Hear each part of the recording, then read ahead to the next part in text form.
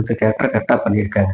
ஏன் இந்த 2 கேரக்டர் நான் சொல்கிறேன் அப்படின்னு எடுத்துட்டோம்னா, இந்த படத்தில் 70% சீன் இந்த 2 கேரக்டர் தான் நடிச்சிருப்பாங்க. அதனால தான் இந்த 2 கேரக்டருமே சொன்னேன்.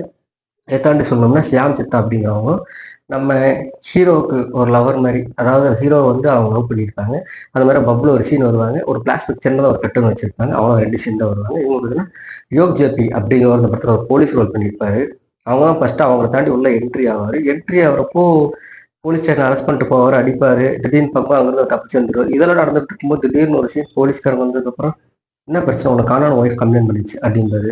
அவருமே கொடுத்த கேரக்டர் கரெக்டா பண்ணியிருக்காரு. இவர் வந்து நம்ம அஜித் சாரோட பில்லா 2 படத்துல நடிச்சிருப்பாரு. சூரியாவும் நடிச்சிருப்பாரு. தமிழ்ல நிறைய படத்துல நடிச்சிருக்காரு. அவருமே கொடுத்த கேரக்டர் கரெக்டா பண்ணிட்டாரு. இவங்க கூட வந்து சாரா நடிச்சிருப்பாரு. சாரா யாருன்னு உங்களுக்கு தெரியும். அவர் நிறைய படங்கள் நடிச்ச ஒரு ஆக்டர். அவருமே இந்த படத்துல 2, 3 சீன்ஸ் வராரு. ஒரு ஃப்ரெண்டா கொடுத்து கேரக்டர் கரெக்டா பண்ணிட்டு போயிட்டாரு. இந்த படத்துல வித்தியாசமா அப்படின்னு பார்க்கும்போது, ஃபர்ஸ்ட்ல பார்க்கும்போது ஓப்பனிங்ல